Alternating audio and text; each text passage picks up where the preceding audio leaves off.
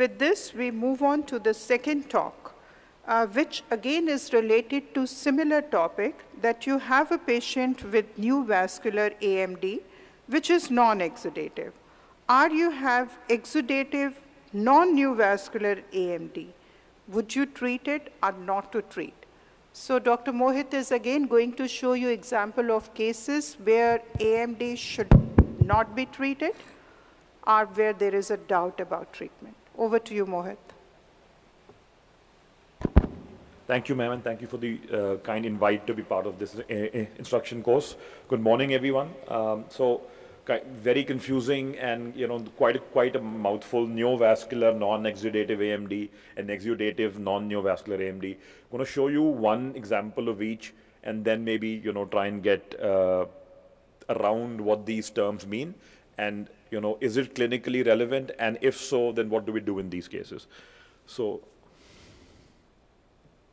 yeah, so this is case one, and case one is going to be a shorter, more quicker, kind of crisp one. Case two is longer, so we'll spend a little more time on that. So this was a fairly elderly gentleman. He presented with sudden painless decrease in vision in his right eye since 8 days. Had no complaints in the left eye. This is the wide field, the ultra wide field optos photo of the right eye. You can see that he has a submacular hemorrhage, covering most of the posterior pole and just extending a little bit past the arcades. And he also has evidence of having bled previously extramacularly, inferiorly. Now it's kind of gray. Some of it might be fibrosis. And, there are some pigment alterations in the other eye, also vision's down. That was the other eye, which was 612. That is, that is just an artifact, but that is what the patient had, and that is a blown up image of the same asymptomatic patient. 612 had a little bit of a cataract, wasn't pseudophakic. The right eye was managed first, obviously, because that was the eye which had, the more severe pathology, and that eye underwent vitrectomy with whatever. But that is not the cause or the topic for today. The left eye had, that was the clinical appearance. That was the OCT. You can see lots of those OCT scans. I'm just going to show up a couple of them. This is a little bit of a blown up image of the same. Nothing to write home about. I mean, you see a lot of what you would normally label in a busy clinic as dry AMD changes. This would typically be clubbed into, this is dry AMD. Has drusen's. There's no subretinal fluid, there is no intraretinal fluid, there is no sub-RPE fluid, and there is definitely no subretinal hyperreflective material or SHREM. So there is no evidence on cross-sectional OCT of any exudative activity happening within the retina. Hence, as of now, this is non-exudative. When you go ahead and perform an optical coherence tomography angiography, in this patient, however, you can see that, in the outer retinal slab, you can see this butterfly-shaped lesion there and the other one there. And if you were to, it co-localizes with that kind of a double layer sign which you actually saw on the previous OCT, and the flow is actually showing you that there is flow in it. There is increased flow in it. So all of these things are marrying together, and what they are essentially telling you is that sitting beneath those shallow kind of pigment epithelial detachments, that double layer sign is a neovascular complex, as you can see there. Last slide for this patient, and then we come to a little bit of a discussion as to what is what. So before we come to this, I think it's important to just recap what this patient had. The OCT, the patient was asymptomatic in this eye. The OCT showed no evidence of fluid or subretinal hyperreflective material. However, on optical coherence tomography angiography, the patient had evidence of a neovascular membrane. So what this patient essentially has is, he has a neovascular membrane. So this is neovascular AMD.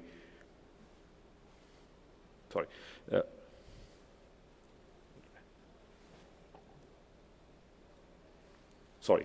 So the patient has a neovascular membrane. So this is neovascular AMD. It is not exuding into the retina. So this is non-exudative neovascular AMD, right? And so this is what we did to the patient to this eye, which is basically watchful observation. So we did nothing for this eye. We did counsel the patient. We'll be coming to the last slide for this patient, and then I'm going to talk to it. So in 4 months down the line, 4 months later, you can see that the vision's the same, the patient is still not symptomatic in this eye, the OCT is the same. However, on OCTA, the membrane seems to have, if I can use the term, sprouted some more vessel. It's now a more robust membrane, if I can use that term. You can clearly see it, there. However, the patient still continues to be and fall into the group of non-exudative neovascular AMD, which brings me to my caveat here, which is that patients with wet AMD, and this is wet AMD, right, because it has a neovascular complex, with angiographically detected neovascular complex. So, and that might be detected on FFA, on ICG, on dialysis angiography, as was done in our case. If there is absence of subretinal, intraretinal, sub-RPE or SHREM, basically no exudation on OCT, then at this point in time, you will label this patient to have a non-exudative neovascular AMD. Close follow-up is recommended, and there is no need of anti-VEGFs at present for these lesions. However, these patients have now, in multiple studies, been shown to have very, very high rates, very, very high chances of converting to exudative AMD, and people are trying to look at certain biomarkers on OCTA, whether they can predict that which patient is going to convert to an exudative state or not, and preempting treatment, whether if you start treating at this point in time, can you prevent exudation? Can you maintain good vision? However, as things stand of today, for non-exudative neovascular AMD, watchful observation is recommended, but with the rider and the patient understanding that regular follow-up is definitely needed, because they have from 6 to a 14-fold increased risk of developing exudation over 2 years. So that's a pretty high risk. But as of now, close observation with no injections. Sorry? Yes. I think this is not on. But did you specifically test for metamorphopsia? Yeah, so we didn't test for metamorphopsia, but we just asked, and we specifically asked, but a objective test for metamorphopsia was not done. Because many of these patients will have subtle metamorphopsia when you test them. Absolutely, sir. I agree. But I would trust a fairly elderly man who's lost his central vision in one eye to complain to complain of metamorphopsia in the only functional eye, in the only reading eye. I mean, he's lost a lot of vision in the other eye. So I would give him the benefit of doubt. I think he would be able to perceive his metamorphopsia. So Mohit, the question is, if this patient had metamorphopsia, would you inject? So if he had metamorphopsia at the outset, when I saw him for the first time, I would observe him a lot more closely, and maybe a week, maybe 2 weeks later. But if there was new onset of metamorphopsia while he was on follow-up with me, with all other factors being same, no exudation, I would tend to inject. But so what Mohit is saying is that you have non-exudative, no fluid. OCTA shows a membrane, but that's not an incidental membrane. Like if it is incidentally detected on OCTA, probably you would observe. If it is detected with the complaints of metamorphopsia, again, there are two schools of thought. Some people might inject straight away, but what Mohit is suggesting is he would still observe for some time to see a change in the character of the membrane on OCTA, or change in the symptomatology, because he feels that at this particular age, metamorphopsia symptoms could be kind of not very reliable. Am I right, Mohit? Absolutely, ma'am. So I don't think there is any consensus. It depends on you. But he's shown beautifully the change in the character of the membrane. It's becoming more visible, more robust, more new vessels. So I think, yes, on follow-up, if there are symptoms, one should inject. There is another question, Mohit. I think there are questions related to this case, so we will do this case only. Sure, ma'am. Yes, sure, please. Secondly, may I ask one question? Of course, it's instruction course. What was the treatment given for the other eye, the right one? So, I mean, the patient was subjected to pars plana vitrectomy, subretinal, with ILM peeling, with subretinal TPA, sterile air injection, SF6, partial gas fill, and a propped up position. That's what the patient had. Anti-VEGF was not injected? Anti-VEGF?